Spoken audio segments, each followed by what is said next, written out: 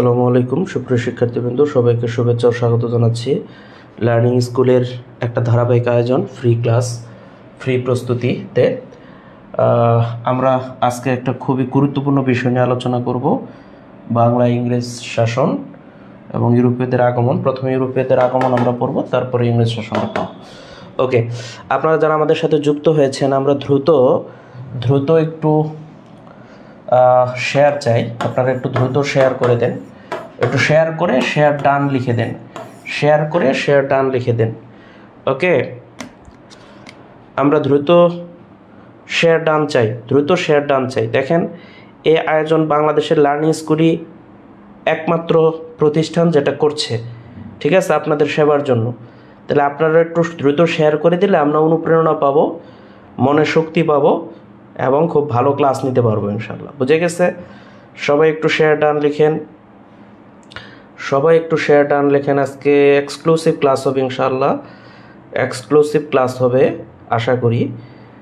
নতুন কিছু পাবেন। আমি একটু আগে পেইড বেসের ক্লাস নিলাম, সেখানেও বলেছে যে নতুন কিছু পাবেন ইনশাল্লাহ।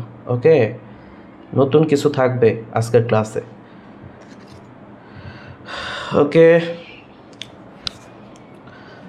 বোর্ড ঝাপসা আসছে? হ্যাঁ, এখন ক্লিয়ার হয়েছে। ওকে, আজকে নতুন কিছু থাকবে ইনশাআল্লাহ। সবাই একটু শেয়ার ডান করবেন।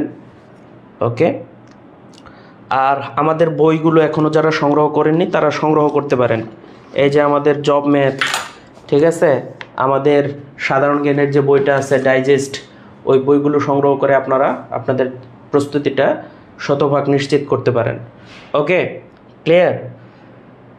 ওকে, তাহলে আমরা আলোচনা শুরু করে দেই আজকে। যারা এখন এই মুহূর্তে কেবল যুক্ত হলেন তারাও একটু শেয়ার করে দেন, দ্রুত একটু শেয়ার করেন, শেয়ারটাই আমরা চাই। ওকে, তাহলে আমাদের প্রথম আলোচনার বিষয়বস্তু হচ্ছে যে উপমহাদেশে ইউরোপীয়দের আগমন। উপমহাদেশে ইউরোপীয়দের আগমন, এখান থেকে কি প্রশ্ন আসে, এখান থেকে কি প্রশ্ন আসে একটু দেখব। এখান থেকে প্রশ্ন আসে যে একটা প্রশ্ন খুবই ইম্পর্টেন্ট, সেটা হচ্ছে উপমহাদেশে ইউরোপীয়দের মধ্যে কারা প্রথম আসে, ইউরোপীয়দের মধ্যে প্রথম কারা আসে, এটা আসে কিন্তু পরীক্ষায়, ঠিক আছে।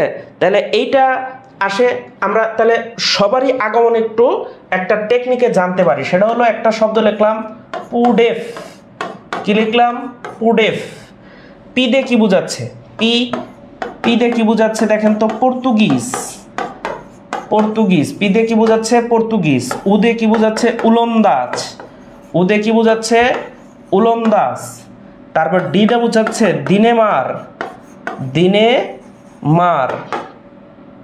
ই দিয়ে বোঝাচ্ছে ইংল্যান্ড, মানে ইংরেজ। আর এফ দিয়ে বোঝাচ্ছে ফরাসি। তাহলে দুইটা জিনিস তো আমরা এমনি পারতেছি। সেটা হলো সবার প্রথমে আসছে পর্তুগিজ, আর সবার শেষে আসছে কি বলেন? ফরাসিরা আসছে। তাহলে পর্তুগিজ যারা কোন দেশের নাগরিক? পর্তুগালের নাগরিক। পর্তুগিজ মানে পর্তুগাল। ওকে, উলন্দাজ মানে এরা হলো ডাচ, এদের আরেক নাম ডাচ। আর এরা হল্যান্ড বা নেদারল্যান্ড থেকে আসছে, হল্যান্ড অথবা নেদারল্যান্ড থেকে আসছে। আর দিনেমার এরা আসছে ডেনমার্ক থেকে আসছে।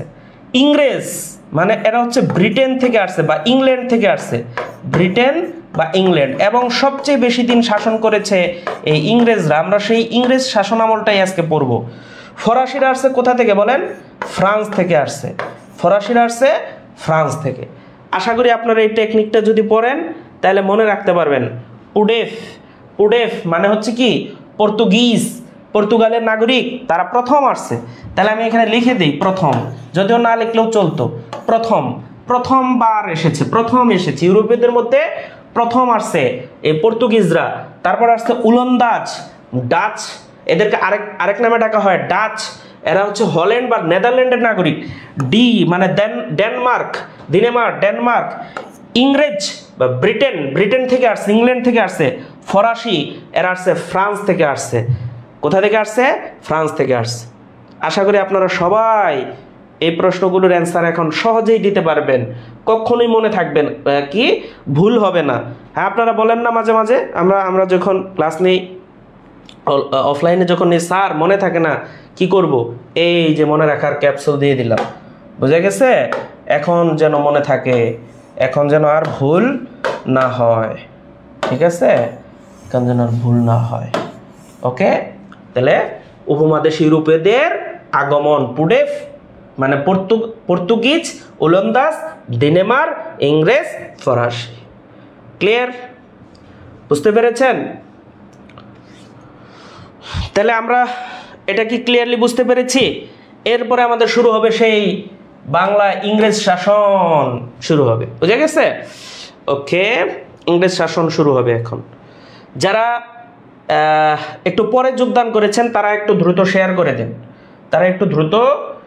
করে দেন, আচ্ছা,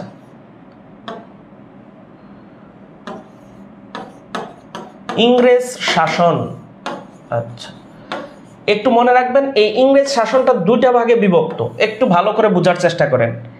একটা হচ্ছে কোম্পানি শাসন, ইস্ট ইন্ডিয়া কোম্পানি শাসন করেছে বলে এটাকে বলা হয় কোম্পানি শাসন,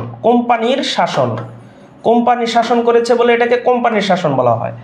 আরেকটা হচ্ছে ব্রিটিশ পার্লামেন্টের শাসন, সরাসরি ব্রিটিশ পার্লামেন্ট থেকে শাসন হতো, ব্রিটিশ পার্লামেন্টের শাসন।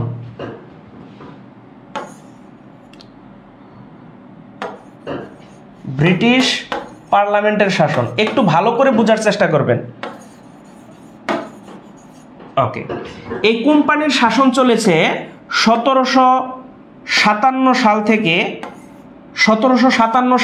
1857। তাহলে কত বছর হইল বলেন তো? 100 বছর। কত বছর? 100 বছর। আর এই ব্রিটিশ পার্লামেন্টের শাসনটা চলেছে 1857 থেকে, এটা তো 57 শেষ, তাহলে 57 থেকে শুরু হবে 1947 পর্যন্ত। এটা কয় বছর হইল? 90 বছর। তাহলে আমাকে বলেন তো 100 যোগ 90, তাহলে মোট কত হইল? 190 বছর। তাহলে ব্রিটিশ শাসন চলেছে 190 বছর। কয়েকটা প্রশ্ন এখান থেকে আসতে পারে। এইগুলো কি প্রাইমারি স্কুলের টিচার নিয়োগের? সব কিছুর নিয়োগের জন্য। এই যে একটা ভুল কনসেপ্ট আপনারা কখনোই রাখবেন না। আমার যে ফ্রি ক্লাসগুলো হচ্ছে এগুলো একটু বলে দেই, ক্লিয়ার করে দেই। 1 number BCS, 2 number primary, 3 number NTRC, এবং এটা সহ বাংলাদেশের 10 থেকে 20তম সকল চাকরির প্রস্তুতির জন্য কভার করবে। সুতরাং আপনার টেনশন করার কিছু নাই, একসাথে অনেকগুলো মেডিসিন পাবেন। আপনারা তো না পা খাইলে শুধু আপনাদের জ্বর ভালো হয়, তাই না? অন্য কিছু তো তেমন সারে না। কিন্তু আমার এই যে মেডিসিন, এই মেডিসিন খেলে আপনার মোটামুটি বাংলাদেশের সকল চাকরির প্রস্তুতি ক্লিয়ার হবে। বুঝে গেছে? আমার কথা বুঝতে পেরেছেন? তাহলে আমরা দেখলাম ইংরেজ শাসনটা চলেছে উপমহাদেশ এবং বাংলায়, কোম্পানির শাসন চলেছে ইস্ট ইন্ডিয়া কোম্পানির 1757 থেকে 1857, 100 বছর। ব্রিটিশ পার্লামেন্টের অধীনে শাসন হয়েছে 1857 থেকে 1947, 90 বছর। মোট হচ্ছে 190 বছর। একদম আশা করি এই পর্যন্ত ক্লিয়ার, আপনাদের কোনো সমস্যা নাই, আশা করি ক্লিয়ার। ওকে, আর একটা বিষয় আপনাদেরকে বলে রাখি, আমরা কয়েকটা ক্লাস ধরে প্রশ্ন সমাধান করতে পারতেছি না। আমাদের ডিটেলস আলোচনার শেষে প্রশ্ন সমাধানের এই সময়টা আমাদের একটু শর্ট থাকার কারণে এটা হচ্ছে, ঠিক আছে? কিন্তু প্রশ্ন সমাধান তো আমাদের বই আছে, ভাই প্রশ্ন সমাধানে আমাদের বই আছে, বই থেকে আপনারা সমাধান করবেন। জি কে একটা বই দেন। ওকে, আমি ডিটেলস আলোচনাটা করতেছি, এই আলোচনা থেকে আপনারা সমাধান পেয়ে যাবেন। ওকে, এবার একটু দেখেন, এই যে আমাদের যে ডাইজেস্ট বইটা আছে, এই যে ডাইজেস্ট পার্ট 2, এখানে দেখেন বাংলাদেশ বিশ্ববিদ্যালয় আন্তর্জাতিক এবং বিজ্ঞান আছে। হ্যাঁ, এটার মধ্যে কিন্তু আপনারা এই যে সমাধানগুলো পেয়ে যাবেন, প্রশ্নগুলো পেয়ে যাবেন, ঠিক আছে? অসংখ্য প্রশ্ন আছে ধারাবাহিকভাবে, বিসিএস প্রাইমারি নিবন্ধন সহ অনেক কিছু। ওকে, তাহলে এবার আমরা শুরু করি আমাদের আলোচনার বিষয় ইস্ট ইন্ডিয়া কোম্পানি। এই যে কোম্পানির শাসনটা যে শুরু হলো, কোম্পানিটা দেখি, কোম্পানিটার পরিচয় একটু জানি। East India company, east India company, east India company সম্পর্কে আমরা জানবো। এই ইস্ট ইন্ডিয়া কোম্পানিটা ইস্ট ইন্ডিয়া কোম্পানিটা প্রতিষ্ঠিত হয়, প্রতিষ্ঠাকাল, এটাও খুব ইম্পর্টেন্ট, পরীক্ষায় আসে। প্রতিষ্ঠাকাল 1600 সাল, একদম 1600 সালে, 1601, 2, 5, 6 কোনো কিছুই নাই, 1600 সালে প্রতিষ্ঠিত হয়। তাহলে মনে রাখা আপনার জন্য একটু সহজ হবে, তাই না? 1600 সালে প্রতিষ্ঠিত হয় এবং এখানে অংশীদার ছিল বা বিনিয়োগকারী ছিল, এখানে এই ইস্ট ইন্ডিয়া কোম্পানিটার অংশীদার ছিল 218 জন, 218 জন ছিল অংশীদার। এবং একটা জিনিস মনে রাখবেন যে এই যে বাণিজ্য কুঠি, দুইটা জায়গায় তারা বাণিজ্য কুঠি স্থাপন করে। একটা হচ্ছে ভারতে, বাণিজ্য কুঠি, বাণিজ্য কুঠি, বাণিজ্য কুঠি স্থাপন, বাণিজ্য কুঠি স্থাপন একটু ভালো করে বুঝবেন। সেটা হলো প্রথম হচ্ছে ভারতে বাণিজ্য কুঠি স্থাপন করে। ভারতে সময়টা হলো মনে রাখবেন, সময় 1608 সালে ভারতে বাণিজ্য কুঠি স্থাপন করে। ওকে, শাসক তখন ভারতের শাসক কে ছিল? শাসক আর স্থান, কোন স্থানে এই বাণিজ্য কুঠিটা প্রথম স্থাপিত হলো? তখন ভারতের শাসক ছিল জাহাঙ্গীর, মুঘল সম্রাট জাহাঙ্গীর অনুমতি দিয়ে দিলেন বাণিজ্য করার জন্য। জাহাঙ্গীর অনুমতি দিয়ে দিলেন বাণিজ্য করার জন্য। কোন স্থানে? সুরাট। কোন স্থানে? সুরাট। এই সুরাটটা আবার কোথায়? গুজরাটে অবস্থিত। ভারতের একটা প্রদেশ আছে গুজরাট, নরেন্দ্র মোদীর এলাকা।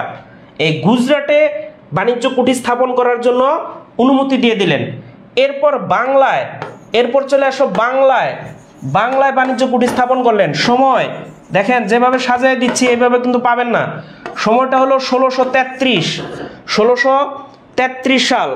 তখন শাসক ছিল শাহ সুজা, শাহ সুজার আমলে, শাহ সুজা ছিল শাসক, বাংলার সুবেদার ছিল, মুঘলদের প্রতিনিধি, তিনি ছিলেন সম্রাট শাহজাহানের কি প্রতিনিধি। এবার স্থান, স্থানটা একটু আননোন স্থান, এটা আমরা হয়তো অনেকেই জানি না। সেটা হলো হরিহরপুর, হরিহরপুর, হরিহরপুর একটা অজ্ঞাত স্থানে। খুলনা, হরিহরপুর, খুলনাতে এই বাণিজ্য কুঠি স্থাপন করা হয়। তাহলে আমি যে তথ্যগুলো দিয়েছি এই তথ্যগুলো আপনারা একটু দেখেন।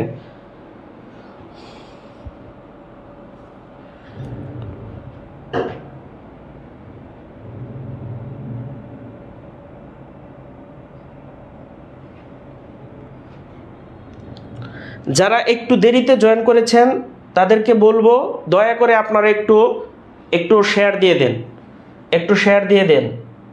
বুঝে গেছে? আমরা আবার এখন একটু শুরু করছি। সেটা হলো একটু দেখে নেই ইস্ট ইন্ডিয়া কোম্পানি। এই কোম্পানিটা প্রতিষ্ঠিত হয় বা প্রতিষ্ঠাকাল 1600 সালে, 1600 সালে। এর প্রাথমিক অংশীদার ছিল, ইনভেস্টর ছিল 218 জন। আর এরা বাণিজ্য কুঠি স্থাপন করে দুইটা জায়গায়, পর্যায়ক্রমে দুইটা জায়গায়। একটা হচ্ছে ভারতে, আরেকটা হচ্ছে বাংলায়। একটা হচ্ছে ভারতে, আরেকটা হচ্ছে বাংলায়। ভারতে স্থাপন করেন 1608 সালে, 1608 সালে। তখন শাসক ছিল সম্রাট জাহাঙ্গীর, মুঘল সম্রাট। স্থানটা ছিল সুরাট, গুজরাটে, গুজরাটের সুরাটে। আর বাংলায় কুঠি স্থাপন করা হয় 1633 সালে, 1633 সালে। শাসক ছিল শাহ সুজা এবং স্থানটা ছিল হরিহরপুর, খুলনা। আশা করি বুঝতে পেরেছেন। একদম সাজানো তথ্য। কত পৃষ্ঠা স্যার? বইতে এত ডিটেলস নাই, বইতে প্র্যাকটিসটা বেশি দেওয়া আছে। আমি তো পড়াচ্ছি, এই জন্যই তো নোট করতে বলতেছি। নোট করেন, খাতা কলম রেডি রাখেন, নোট করেন। সময় না পাইলে স্ক্রিনশট দিয়ে রেখে দেন, পরবর্তীতে পড়বেন। বুঝে গেছে? ওকে, প্র্যাকটিসটা আমাদের বইতে সবচেয়ে ভালো করে দেওয়া আছে। এখানে ডিটেলস আমি আমার মতো করে ডিটেলস বেশি বর্ণনা করতেছি, যাতে আপনারা সব কিছু বুঝতে পারেন এবং গুরুত্বপূর্ণ তথ্যগুলো মনে রাখতে পারেন। হ্যাঁ, একজন বলছে সাউন্ড নাই। আসলে কি সাউন্ড নাই? একটু দেখেন তো ক্লিয়ারলি শোনা যাচ্ছে কিনা, সাউন্ড ক্লিয়ার কিনা একটু দেখেন। ওকে, যারা একটু দেরিতে জয়েন করেছেন তারা সবাই একটু শেয়ার দিয়ে দেন, একটু সবাই শেয়ার দিয়ে দেন।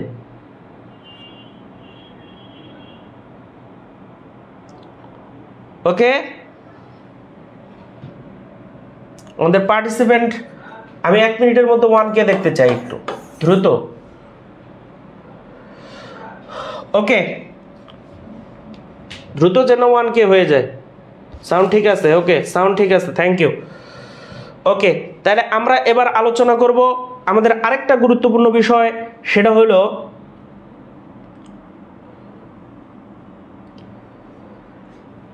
ওকে, আমরা দেখব এই ইংরেজরা তাদের ব্যবসা প্রতিষ্ঠিত করার জন্য একটা নগরী স্থাপন করে। সে নগরীর নাম হচ্ছে কলকাতা নগরী। কি নগরী? কলকাতা নগরী। এখান থেকে প্রশ্ন আসে, কলকাতা নগরী। এই ব্যবসা করার জন্য কি করে? কলকাতা নগরী স্থাপন করে তারা। একটু আমরা দেখি কলকাতা নগরী থেকে কি প্রশ্ন আসে। এই ইস্ট ইন্ডিয়া কোম্পানির মানে প্রধান কার্যালয়কে স্থাপন করার জন্য কলকাতা নগরী প্রতিষ্ঠিত করা হয়। এখান থেকে প্রশ্ন আসে, সেটা হলো দেখেন যে কলকাতা নগরীর প্রতিষ্ঠাতা, কলকাতা নগরীর প্রতিষ্ঠাতা বা কলকাতা শহরের প্রতিষ্ঠাতা job Charnock. Job Charnock, Charnock, শুধু চার্নক লিখে দিন। চার্নক, কলকাতা নগরীর প্রতিষ্ঠাতা হচ্ছে চার্নক। ওকে, তিনি ইস্ট ইন্ডিয়া কোম্পানির এজেন্ট ছিলেন, অর্থাৎ ইস্ট ইন্ডিয়া কোম্পানির একজন কি ছিলেন? এজেন্ট ছিলেন। ওকে, এরপরে তিনি অনুমতি নেন। কার অনুমতিতে কলকাতা নগরীটা প্রতিষ্ঠা করার সুযোগ পান? অনুমতি নেন বা যার অনুমতিতে তিনি এটা কাজ করেন, অনুমতি নেন বা অনুমতি যিনি প্রদান করেন তার নাম হচ্ছে আওরঙ্গজেব, সম্রাট আওরঙ্গজেব। আওরঙ্গজেব, সম্রাট আওরঙ্গজেব, সম্রাট আওরঙ্গজেব। ওকে, সম্রাট আওরঙ্গজেব। কবে প্রতিষ্ঠিত করা হয়? সময়টা কত? সময়কাল, সময়কালটা হচ্ছে 1690 সাল। এই 1690 সালে কিন্তু এই আওরঙ্গজেব কলকাতা নগরী প্রতিষ্ঠা করার অনুমতি দেয়, প্রতিষ্ঠা করার অনুমতি দেয়। বুঝা গেছে? প্রতিষ্ঠা করার অনুমতি দেয়।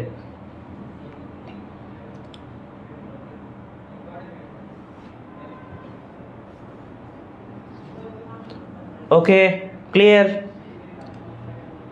বুঝতে পেরেছেন?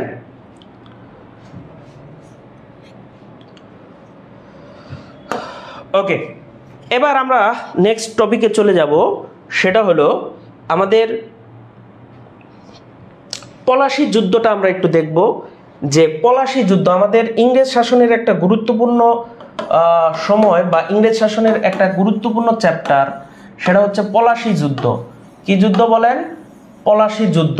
ওকে, এবার একটু দেখেন। আমরা জানি পলাশী যুদ্ধের সময়কালটা আমরা সবাই অবগত। পলাশী যুদ্ধের সময়কাল সম্পর্কে আমরা সবাই জানি। একটু দেখেন। তারপর 23 জুন 1757। এই যে 23 জুন যেহেতু যুদ্ধটা হয়েছিল, এই জন্য এটাকে বলা হয় পলাশী দিবস। একটু ভালো করে খেয়াল করবেন। তাহলে 23 জুনটা হচ্ছে পলাশী দিবস। ওকে, তাহলে সেকেন্ড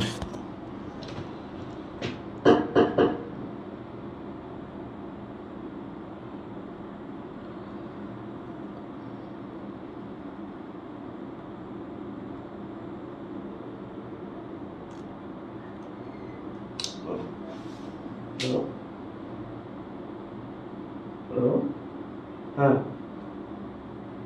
না ক্লাস আছে, ওরকম ক্লাস আছে। ওকে,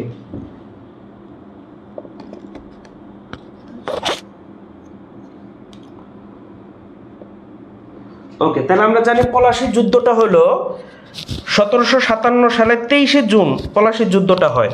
1757 সালের 23 জুন পলাশী যুদ্ধ হয়, জন্য এটা হলো পলাশী দিবস। ওকে, এরপরে এই পলাশী যুদ্ধ কার মধ্যে হয়? প্রতিপক্ষ, এটাও আমরা জানি। সিম্পল আলোচনা, আমরা জানি প্রতিপক্ষটা হলো কে বলেন তো? লর্ড ক্লাইভ আর সিরাজউদ্দৌলা। লর্ড ক্লাইভ এবং সিরাজউদ্দৌলা ভার্সেস সিরাজউদ্দৌলা। বাংলার সর্বশেষ নবাব সিরাজউদ্দৌলা। এই সিরাজউদ্দৌলার মধ্যে এই হয়। সবচেয়ে গুরুত্বপূর্ণ প্রশ্ন যেটা সেটা আপনাকে মনে রাখতেই হবে, সেটা হলো যে এই পলাশী নামক স্থানটা, পলাশীর যুদ্ধ কেন নামটা হইল, পলাশী নামক স্থানে যুদ্ধ হয়েছিল বলে এটাকে পলাশী যুদ্ধ বলা হয়। তাহলে এই পলাশী নামক স্থানটা ভারতের মুর্শিদাবাদ জেলার ভাগীরথী নদীর তীরে অবস্থিত। পলাশী নামক স্থানটি মুর্শিদাবাদ জেলার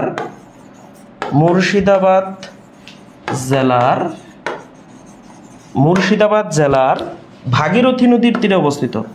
ভাগীরথী নদীর তীরে অবস্থিত। ক্লিয়ার? পলাশী যুদ্ধ সম্পর্কে বাস এতটুকু তথ্য জানবেন। আমি আবার একটু আপনাদের জ্ঞাতার্থে বর্ণনা করছি। সেটা হলো পলাশীর যুদ্ধ সংগঠিত হয় 1757 সালে 23শে জুন। প্রতিপক্ষ হচ্ছে লর্ড ক্লাইভ এবং সিরাজউদ্দৌলা। পলাশী নামক স্থানটি হচ্ছে ভারতের মুর্শিদাবাদ জেলার, কোন জেলার? মুর্শিদাবাদ জেলার ভাগীরথী নদীর তীরে অবস্থিত। ভাগীরথী নদীর তীরে অবস্থিত। আশা করি আপনারা সবাই বুঝতে পেরেছেন।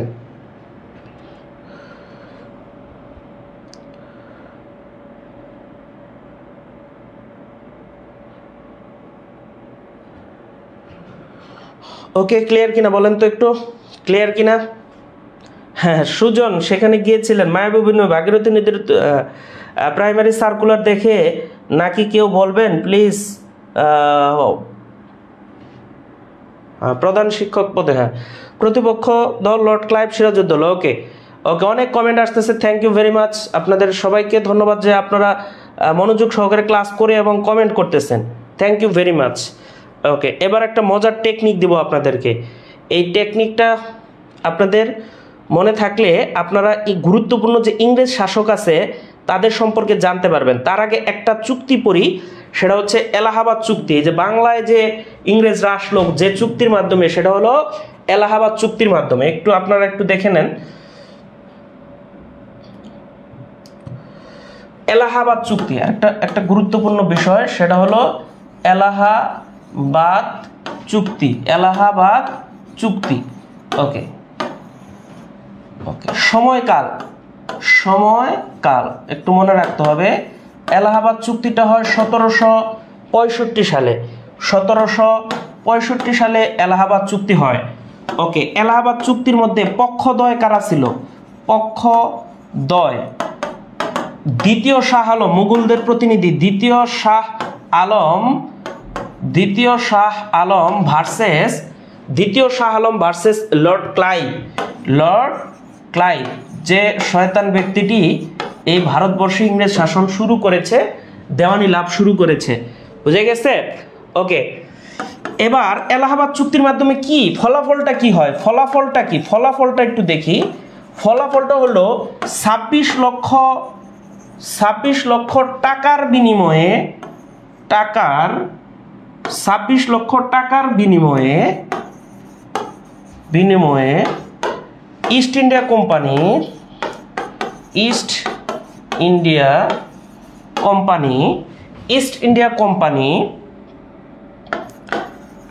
ইন্ডিয়া কোম্পানি বাংলা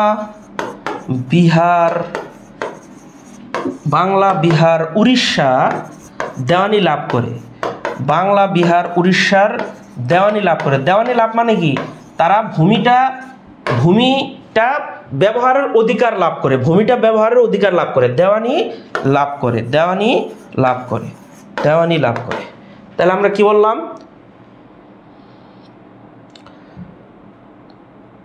সেটা হলো যে এই এলাহাবাদ চুক্তিটার মাধ্যমে কি হয়, সেটা কত সালে হয়?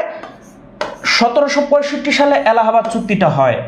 এটার পক্ষদ্বয় ছিল। চুক্তিতে তো দুইটা পক্ষ থাকতে হয় বা একাধিক পক্ষ থাকতে হয়।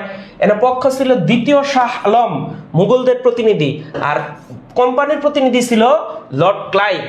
ফলাফল 26 লক্ষ টাকার বিনিময়ে, কয় লক্ষ টাকার বিনিময়ে? 26 লক্ষ টাকার বিনিময়ে east India company Bangla, Bihar, উড়িষ্যার দেওয়ানি লাভ করে। উড়িষ্যা বানানটা একটু দেখবেন। বাংলা, বিহার, উড়িষ্যার দেওয়ানি লাভ করে। অর্থাৎ বাংলা, বিহার, উড়িষ্যার ভূমিটা তাদের ব্যবহারের জন্য অনুমতি দেওয়া হয়, তাদের ব্যবহারের জন্য অনুমতি দেওয়া হয়। ক্লিয়ার? আমার কথা বুঝতে পেরেছেন?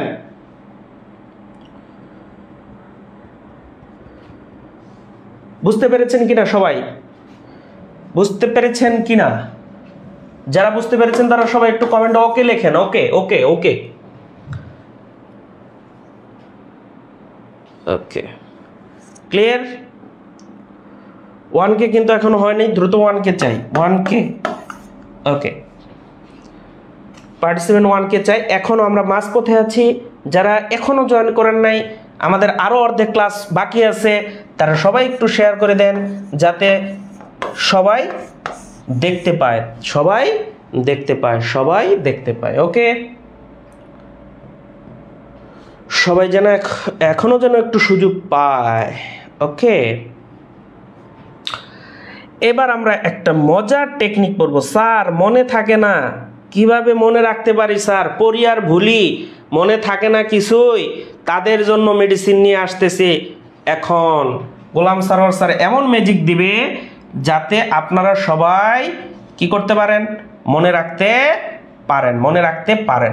মনে রাখার বিষয়বস্তু কি মনে রাখবেন? সেটা হচ্ছে ইংরেজ শাসক, ইংরেজ শাসক। ইংরেজ শাসকদের মনে থাকে না, ইংরেজ শাসকদের মনে থাকে না, মনে থাকে না। কিভাবে মনে রাখবো? কিভাবে মনে রাখবো? আচ্ছা, মনে করেন এই যে হাঁস, হাঁস হাঁস কি করবে? পানির মধ্যে নেমে কক কক করবে, তাই না? কক কক কক। হাঁস কি করবে? কক কক করবে। ঠিক আছে, হাঁস কক কক করলো। এবার ধরেন একটা মেয়ে, তার নাম হচ্ছে মেরি। তার নাম কি? মেরি। আমাদের মেরি কি করে দেখি? হাঁস তো কক কক করে, আর মেরি কি করে দেখেন? তাহলে দেখেন, এই মেরি একটা বাচ্চা মেয়ে, সে কি করে? সে কি করে? ওয়ালে মানে দেয়ালে কর্ণ অঙ্কন করে। ওয়ালে কি করে? কর্ণ অঙ্কন করে। আর এই কর্ণটা হয় বেঁকা। কিরকম হয়? বেঁকা। ছোট্ট মানুষ তো কেবল এই কর্ণ অঙ্কন শিখতেছে, কর্ণ অঙ্কন করে, এটা হয় বেঁকা। কেমন হয়? বেঁকা হয়। আর এইটা দেখে কার্জন, এইটা দেখে কার্জন, কার্জন মহোদয়, কার্জন, কার্জন, এটা দেখে কার্জন কি করে? হাসে, হাসে। মা মা বলে হাসে, মা মা বলে হাসে, মা বলে হাসে, মা বলে হাসে, মা বলে হাসে। কি আমি বুঝাতে চাচ্ছি, এবার আমি একটু ব্যাখ্যা করি। সেটা হলো এই যে হাঁস, হাঁসের মধ্যে একটু মার্ক করেন। হাঁস কি করে? কক কক করে। হাঁস কি করে? কক কক করে। এবার এই যে মেরি নামক একটা মেয়ে আছে, এটার মধ্যে একটু মার্ক করেন। মেরি, মেরি ওয়ালে কর্ণ অঙ্কন করে, যেটা হয় বাঁকা, যেটা হয় কি? বাঁকা। তাহলে হাঁস কক কক করে আর মেরি ওয়ালে কর্ণ অঙ্কন করে, যেটা হয় বাঁকা। আর এই বাঁকা কর্ণ অঙ্কনটা দেখে কার্জন হাসে, হাসে, মা বলে হাসে, মা বলে হাসে। বলে, মা তুমি এটা কি অঙ্কন করছো? কি আঁকাইছো? কি অঙ্কন করছো? এটা তো বাঁকা হয়েছে, সুন্দর হয় নাই, ভালো করে আঁকাও। আমরা বলি না বাচ্চাদেরকে যে সুন্দর করে আঁকাও, ভালো করে আঁকাও, মনোযোগ দাও। বুঝে গেছে? ওকে, তাহলে এবার আমরা দেখি কাহিনীটা কি। কাহিনীটা হলো, এক নম্বর হচ্ছে ক্লাইভ। কতে কি দেখেন এবার কিভাবে মিলে যায়। Clive, Clive. ওকে, আরেক কথা হচ্ছে কার্টিয়ার। বলেন কি? কার্টিয়ার। আরেকজন শাসক কার্টিয়ার। এবার হা মানে হেস্টিং,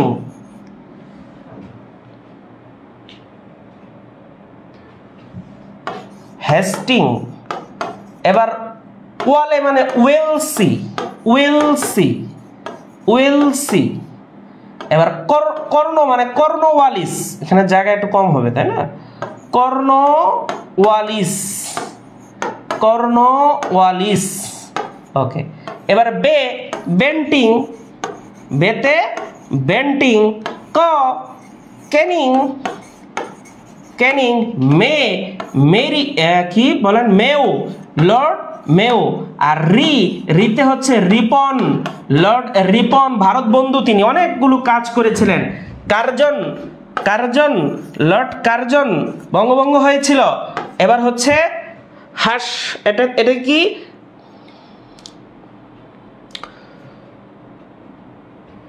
ওকে, Hardinge lord, Hardinge lord, Hardinge lord, Hardinge. আর মা মানে Mountbatten, Mountbatten, Mountbatten. আর কিন্তু নাই। তাহলে আমাকে বলেন সর্বশেষ সর্বশেষ ইংরেজ শাসকের নাম কি? সর্বশেষ ইংরেজ শাসকের নাম কি? তার নাম হচ্ছে মাউন্ট বাটেন, তার নাম মাউন্ট বাটেন। কথা ক্লিয়ার? এবার এই যে ইংরেজ শাসকদের নাম আমরা পড়লাম, এদের গুরুত্বপূর্ণ কিছু কাজ আছে, উন্নয়নমূলক কর্মকাণ্ড আছে, অবদান আছে, এগুলো পরেই আজকে আমরা কি করব? এগুলো পরে আমরা আজকে শেষ করব ইনশাআল্লাহ। এগুলো পরে আজকে আমরা ইনশাআল্লাহ শেষ করব। ওকে, ক্লিয়ার? এ পর্যন্ত কি ক্লিয়ার? আমি আরেকবার বলবো, একটু রেসপন্স করেন, আপনারা বুঝতে পেরেছেন কিনা?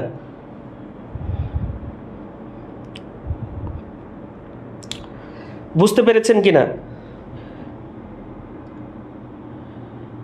প্যাক প্যাক মামুন বলেছেন যে প্যাক প্যাক দেন, প্যাক প্যাক দিয়ে তো আবার ছন্দ মিলে না, এই জন্য একটু কষ্ট করে হলেও হাঁস যদি কক কক নাও করে তাও একটু ধরে নেন ছন্দ মিলানোর জন্য। বুঝে গেছে? তাহলে আমরা একটু দেখি যে হাঁস কক কক করে মানে ক্লাইভ কার্ডিয়ার। এবার মেরি নামক একটা মেয়ে, সে ওয়ালে কর্ণ অঙ্কন করে, ওয়ালে কর্ণ অঙ্কন করে বাঁকা হয়। দেখতে কেমন হয়? বাঁকা হয়। ওয়েলসি, কর্নওয়ালিস, বেন্টিং, ক্যানিং। আর মেরি মানে মেও রিপন। আর কার্জন, কার্জন ওটা দেখে হাসে মামা বলে। তাহলে কি? Curzon, Hardinge, Mountbatten. সর্বশেষ ইংরেজ শাসকের নাম মাউন্ট বাটেন। আশা করি আপনারা সবাই বুঝতে পেরেছেন, তাই না? বুঝতে পেরেছেন? জি স্যার, জি স্যার। হ্যাঁ, thank you very much. Minarul, Sima, Mukit, Puja, Afruza Nuha. Okay, Afruza Nuha আমাদের পেইড পেজে একটু দেরি করে যোগদান করেছিলেন। রুমা আক্তার, রুমা আক্তার। আপনাদের মধ্যে এখন কি এমন কেউ আছেন যারা এখনো শেয়ার করেননি? এরকম কেউ আছেন নাকি? বলেন তো। এখনো শেয়ার করেননি এরকম কেউ আছেন কিনা বলেন?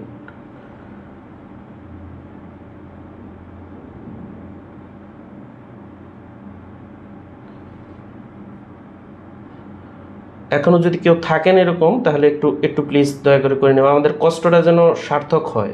ঠিক আছে? একটু সার্থক যেন হয়, সেটা আপনাদের দায়িত্ব। Share done, three Times share done করেছেন আফরোজা নোয়া, থ্যাংক ইউ ভেরি মাচ। আর একটা বিষয় আপনাদের তো বলিই নাই, হ্যাঁ, এর আগে বলেছে, আজকে বলি নেই। সেটা হলো যে আমাদের যারা অ্যাক্টিভ মেম্বার আছেন তারা বিনামূল্যে বই পাবেন, ফ্রি পাবেন। যারা অ্যাক্টিভ মেম্বার, কাজ করতে হবে কি? শেয়ার করতে হবে, আমাদের কথা শুনতে হবে, আমরা যে ইনস্ট্রাকশন দিয়ে এটা ফলো করতে হবে। বুঝে গেছে? আমাদের একটু প্রচারণাতে হেল্প করতে হবে। ওকে ওকে, এবার আমরা একটু দেখব এই যে বিখ্যাত ব্যক্তি সম্পর্কে পড়লাম, জানলাম, শুধু নামগুলো জানলাম, এবার তাদের কাজটা একটু জানবো। প্রথমে আছে ক্লাইভ। প্রথম ব্যক্তিটার নাম হচ্ছে ক্লাইভ। ক্লাইভ এই ব্যক্তি কি করেছে? এই ব্যক্তি প্রথমে যেটা করেছে সেটা হলো প্রথম গভর্নর, তিনি হলেন প্রথম গভর্নর, প্রথম গভর্নর। আর দ্বিতীয় কাজটা হলো এই ব্যক্তিটাই দ্বৈত শাসন চালু করেছে, দ্বৈত শাসন চালু করেছে।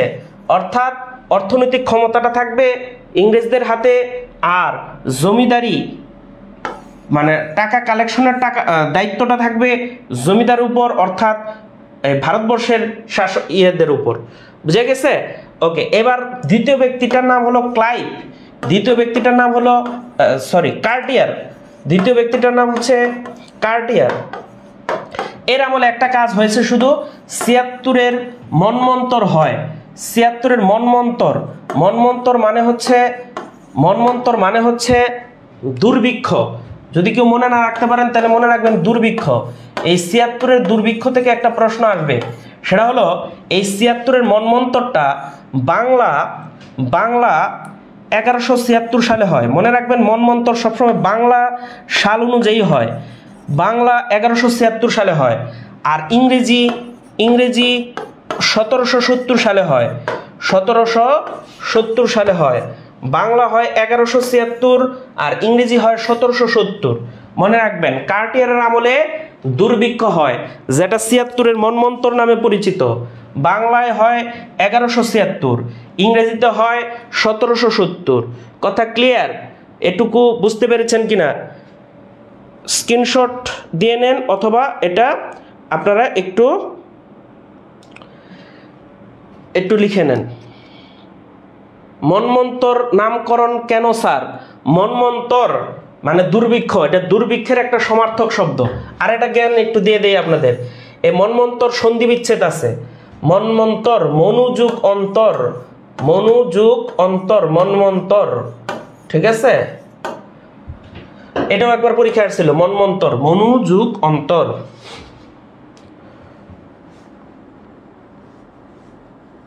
কথা ক্লিয়ার?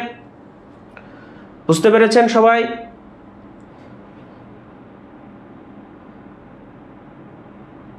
মনে থাকবে, গুরুত্বপূর্ণ তথ্য কিন্তু পড়ানো হচ্ছে আপনাদের।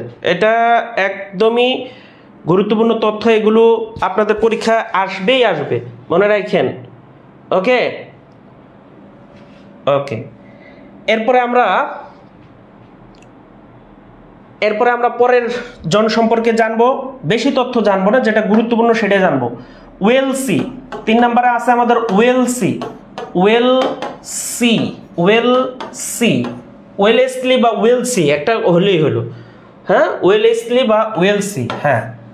ওকে, তিনি কি করেছেন একটু দেখি। তিনি প্রথমে যে কাজটা করেছেন, গুরুত্বপূর্ণ কাজ, ফোর্ট উইলিয়াম কলেজ প্রতিষ্ঠা করেন। আচ্ছা, উইলিয়াম কলেজ প্রতিষ্ঠা করেন। ফোর্ট উইলিয়াম কলেজ প্রতিষ্ঠা করেন। ফোর্ট উইলিয়াম কলেজ প্রতিষ্ঠা করেন। সালটা মনে রাখবেন, 1800 সালে প্রতিষ্ঠা করেন। আর মনে রাখবেন এই ফোর্ট উইলিয়াম কলেজে বাংলা বিভাগ চালু হয় 1801 সালে। একটু লিখে দেই, বাংলা বিভাগ চালু হয়, মানে বাংলা বিভাগ চালু হয় 1801 সালে।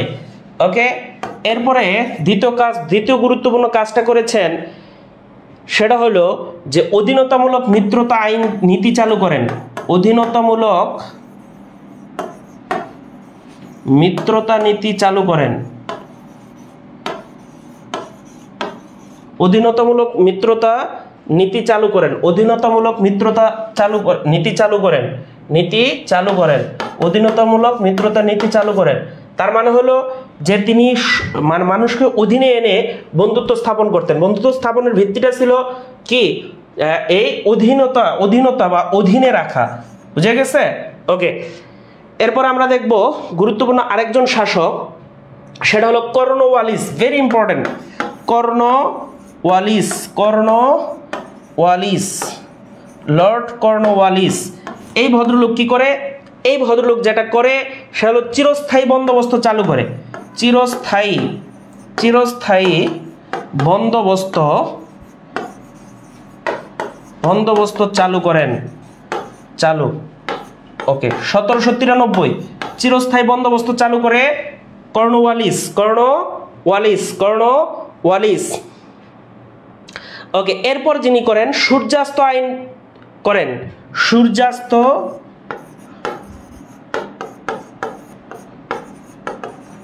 আইন করেন। এখন এই যে চিরস্থায়ী বন্দোবস্তর মাধ্যমে কি করে যে ভারতবর্ষে এই মানুষদেরকে অধীনে রাখতে হবে, গোলাম করে রাখতে হবে, তাহলে একটা চাকর শ্রেণী তৈরি করতে হবে না? তাহলে এই জন্য তিনি সিভিল সার্ভিস চালু করেন।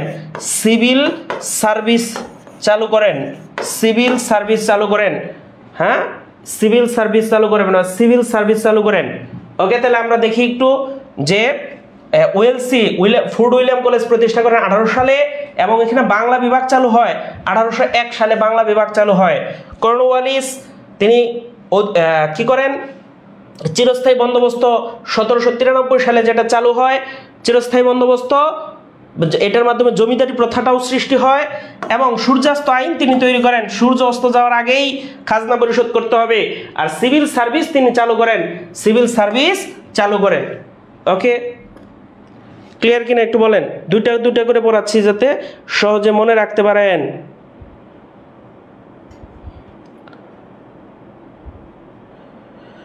ওকে,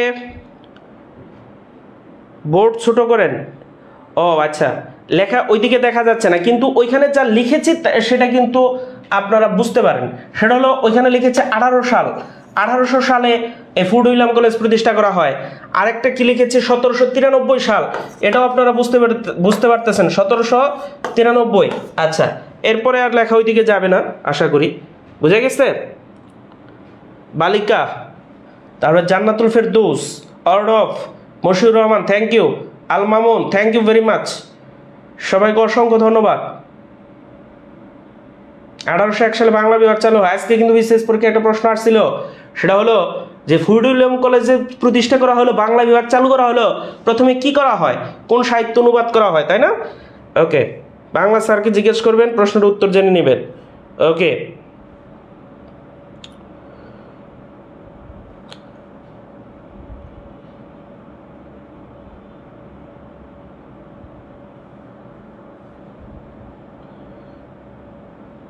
ওকে,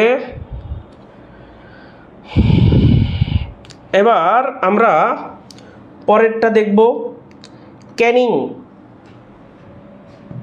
ক্যানিং, আমাদের লর্ড ক্যানিং।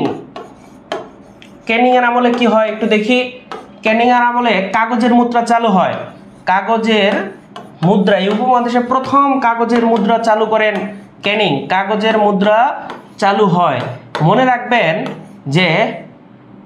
রাখবেন সেটা হলো যে এই ক্যানিং এর সাথে মিল আছে স্ক্যানিং।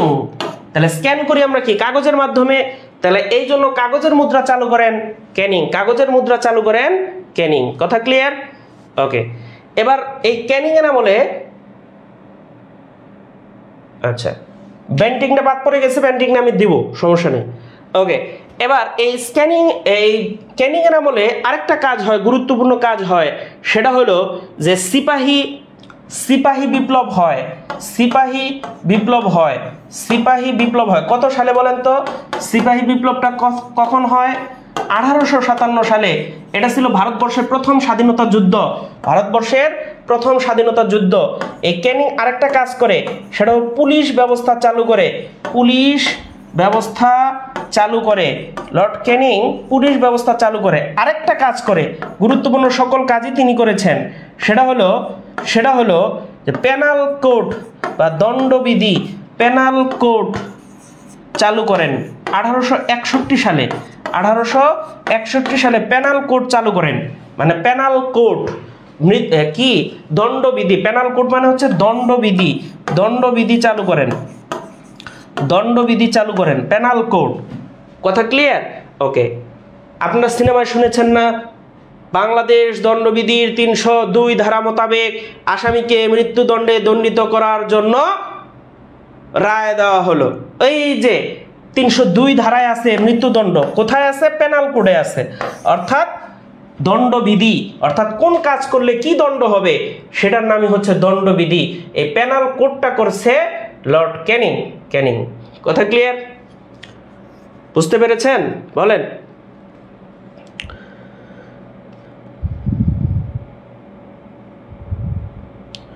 বুঝতে পেরেছেন কিনা বলেন?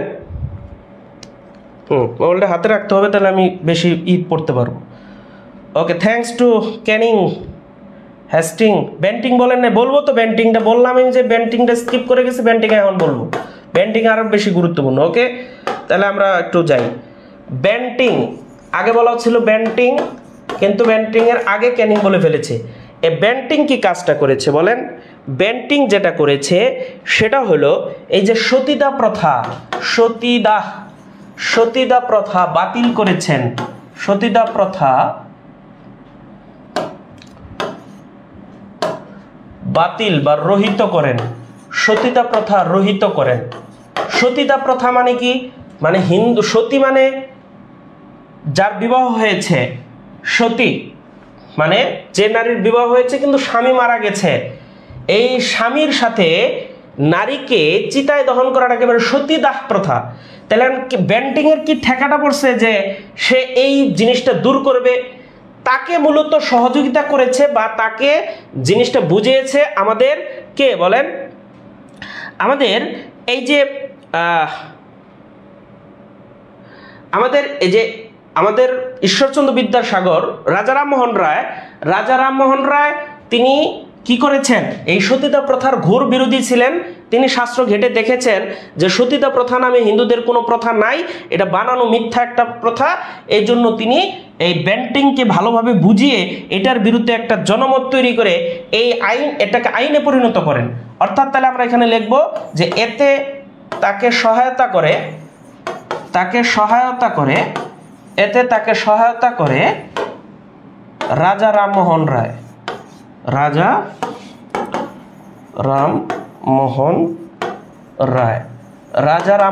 এতে তাকে কে সহায়তা করে? রাজা রামমোহন রায়। ওকে, তার আমলে কি হয়? তার আমলে যেটা হয় সেটা হলো শিক্ষানীতি চালু হয়, নতুন একটা শিক্ষানীতি চালু হয়। ওই শিক্ষানীতিটার নাম ছিল ম্যাকলে শিক্ষানীতি, বা ম্যাকলে ছিল প্রধান। শিক্ষানীতি চালু হয়, বাস এটুকু লিখলে হবে। শিক্ষানীতি চালু হয়। ওকে, ইংরেজিকে আদালতের ভাষা বা রাষ্ট্রভাষা করা হয়। ইংরেজি ভাষার প্রচলন শুরু হয়।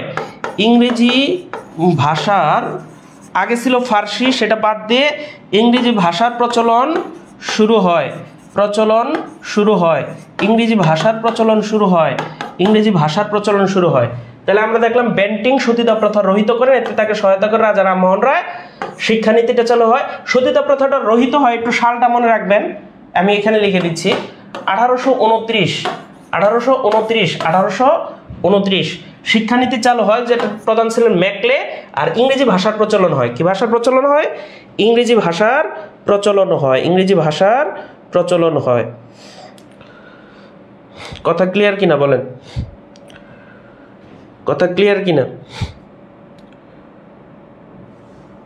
হ্যাঁ, তামান্না ইংরেজি ফরাসি ব্যান করে ইংরেজি, হ্যাঁ রাইট। 1829 রাইট রাজু। রিমঝিম বৃষ্টি 1829 ঠিক রাইট। আল মামুন ধন্যবাদ। যারা কমেন্ট করেন, Sufi Anjum thank you very much, সবাইকে অসংখ্য ধন্যবাদ। ওকে, আমরা আমাদের পরের আলোচনায় যাই। আমাদের এরপরে যিনি আছেন তিনি হলেন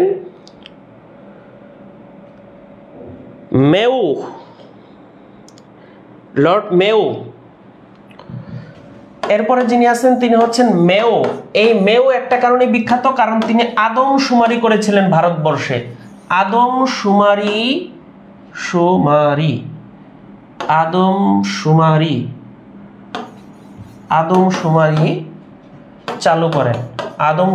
চালু করেন। এখানে আর দুইটা তথ্য পড়তে হবে আপনাদের, সেটা হলো যে ভারতবর্ষে প্রথম আদমশুমারি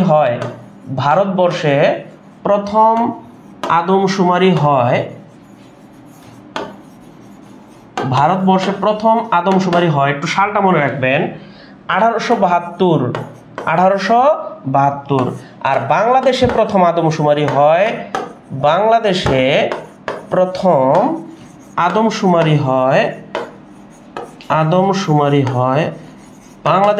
আদমশুমারি হয় 1974 সালে। এই দুটা সাল কিন্তু ইম্পর্টেন্ট, মনে রাখবেন। ভারতবর্ষে প্রথম আদমশুমারি হয় 1872, আর বাংলাদেশে প্রথম আদমশুমারি হয় 1974। বাংলাদেশে প্রথম আদমশুমারি হয় 1974, একটু মনে রাখতে হবে। এই দুইটা তথ্য খুবই ইম্পর্টেন্ট, মনে রাখতে হবে। মনে রাখতে পারবো ইনশাআল্লাহ? পারবো? যারা পারবো তারা ইনশাআল্লাহ বলি। ইনশাআল্লাহ বুঝে গেছে? ইনশাআল্লাহ বললে আপনি সওয়াবও পাবেন, আল্লাহর রহমতও করবে। বুঝে গেছে? ইনশাআল্লাহ। ওকে, এরপর আমরা চলে যাব রিপন। লর্ড রিপন বেচারার অনেকগুলো কাজ আছে, দেখি কি কি কাজ করছে রিপন। ওকে, এই রিপনের সময় হান্টার কমিশন গঠিত হয়। হান্টার কমিশন গঠিত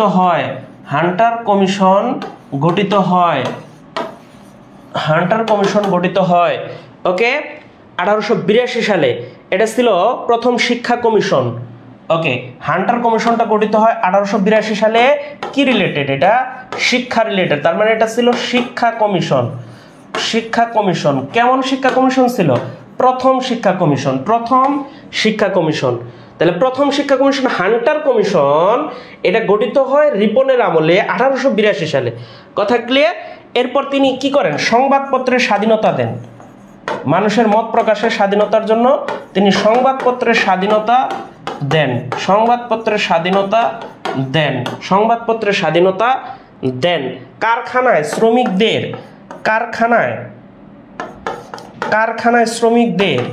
কারখানায় শ্রমিকদের কর্মঘণ্টা করেন, শ্রমিকদের কর্মঘণ্টা করেন মাত্র 8 ঘন্টা। আচ্ছা বোঝা যাবে, কারখানায় শ্রমিকদের কর্মঘণ্টা করেন মাত্র 8 ঘন্টা, 8 ঘন্টা করেন কর্মঘণ্টা। বুঝে গেছে? আরেকটা কাজ করেন, সেটা হলো স্থানীয় সরকার প্রবর্তন করেন, স্থানীয় সরকার প্রবর্তন করেন। এই যে দেখতেছেন না ইউনিয়ন পরিষদ, এই ইউনিয়ন পরিষদটা তিনি করেন। এতগুলো কাজ করলেন, হান্টার কমিশন গঠন করলেন, যেটা শিক্ষা কমিশন, প্রথম শিক্ষা কমিশন 1882 সালে।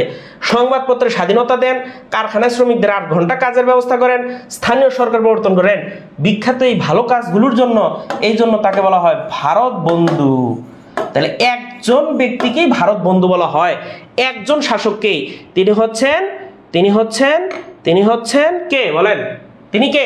ভারত বন্ধুকে একটু কমেন্ট করেন, সবাই একটু কমেন্ট করেন। ভারত বন্ধুকে, ভারত বন্ধু নামে পরিচিত কে? ভারত বন্ধু নামে পরিচিত কে? একটু কমেন্ট করেন। ভারত বন্ধু নামে পরিচিত কে?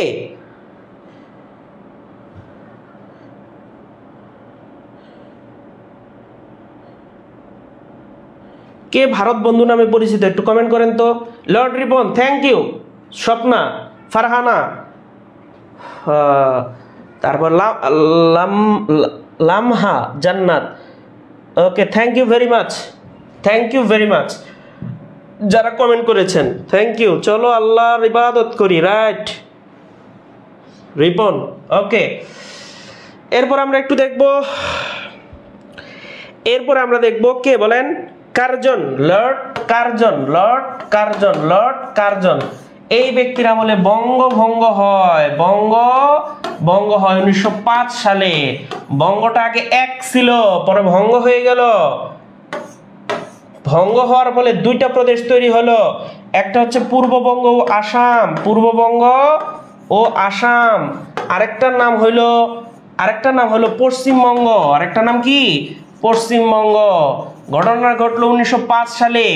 এই পূর্ববঙ্গ আসামের রাজধানী হলো ঢাকা, মনে আছে? 1905 সালে ঢাকা একবার রাজধানী হয়, ওকে। আর পশ্চিমবঙ্গের রাজধানীটা হলো কলকাতা, পশ্চিমবঙ্গের রাজধানী হলো কলকাতা, ওকে। এই বঙ্গভঙ্গ হওয়ার ফলে কলকাতার জমিদার এবং উচ্চ শ্রেণীর সাহিত্যিক এবং সবাই, আপামর জনতা এই বঙ্গভঙ্গটাকে মেনে নিতে পারে নাই। এই জন্য তারা বঙ্গভঙ্গের বিরুদ্ধে, কার্জনের বিরুদ্ধে, ইংরেজ সরকারের বিরুদ্ধে আন্দোলন করলো। আর সেই আন্দোলনটার নাম, আন্দোলনের নাম হচ্ছে স্বদেশী আন্দোলন। এবং স্বদেশী আন্দোলনেই রচিত হলো আমার সোনার বাংলা আমি তোমায় ভালোবাসি। এত তীব্র আন্দোলনের ফলে বঙ্গভঙ্গ রদ করা হলো, বঙ্গভঙ্গ রদ করা হলো, বঙ্গভঙ্গ রদ করা হলো। বঙ্গভঙ্গ রদটা করা হয় 1911 সালে লর্ড হার্ডিঞ্জের আমলে। একটু পরে আমরা পড়ব। কথা ক্লিয়ার কিনা বলেন?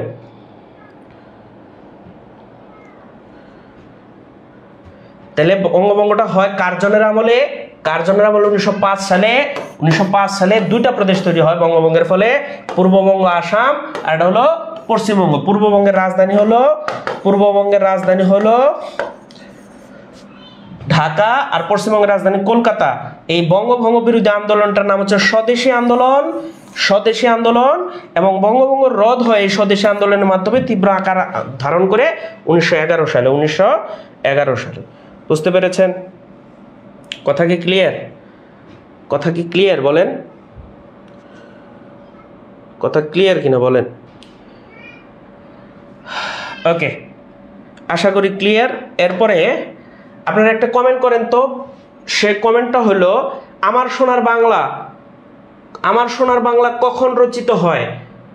আমার সোনার বাংলা কোন আন্দোলনের প্রেক্ষাপটে রচিত হয়? কোন আন্দোলনের প্রেক্ষাপটে? কোন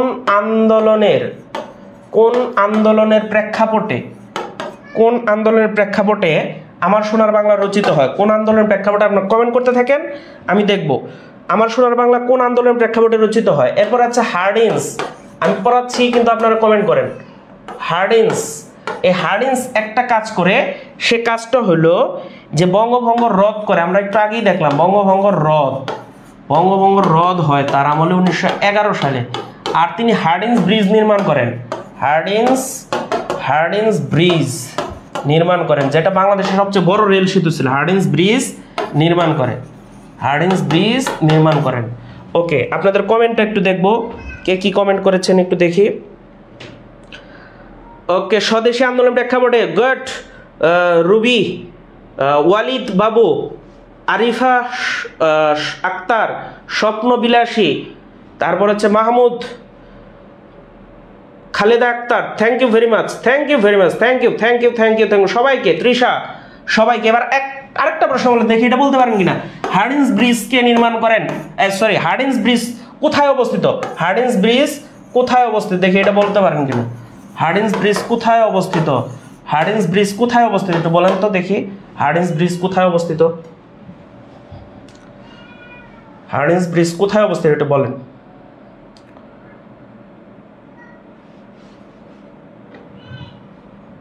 ওকে, একটু কমেন্ট করেন, আমি পড়তে থাকি। মাউন্ট ব্যাটেন, ওকে, এই মাউন্ট ব্যাটেন হচ্ছে সর্বশেষ ইংরেজ শাসক,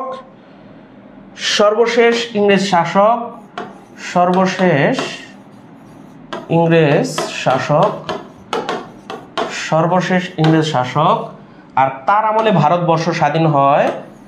তার আমলে ভারতবর্ষ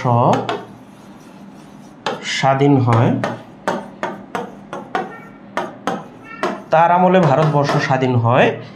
ওকে, ভারতের প্রথম গভর্নর জেনারেল ছিলেন তিনি। ভারতের প্রথম গভর্নর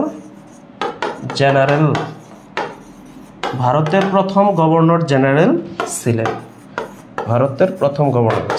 ওকে, এবার আমি একটু দেখি আগেরটার কমেন্ট কি অবস্থা, কে কি লিখেছেন একটু দেখি।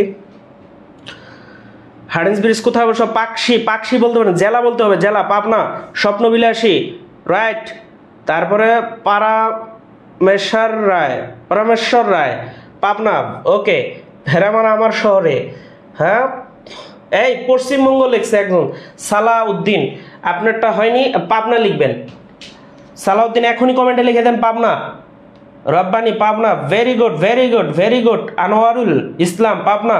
মাহবুব এটা পাবনাতে। Good, very good, thank you very much. Okay, আমরা অনেকক্ষণ ক্লাস করে ফেললাম। আপনাদের এখন একটা প্রশ্ন দিব, সে প্রশ্নটা হলো, আপনারা সবাই একটু কমেন্টে জানাবেন, আগে একটু জানাবেন ক্লাসটা কেমন লাগলো, এটা একটু জানান সবাই, ক্লাসটা কেমন লাগলো। লাস্ট একটা প্রশ্ন আপনাদেরকে দেব, সেটা হলো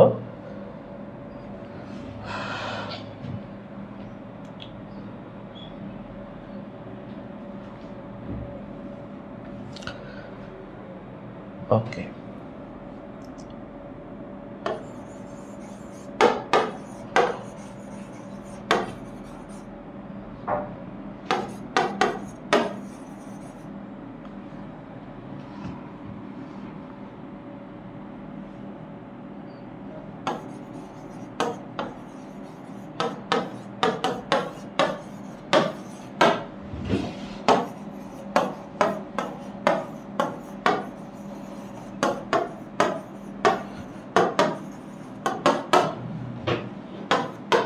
কার আমলে প্রথম সংবাদপত্রের স্বাধীনতা দেওয়া হয়?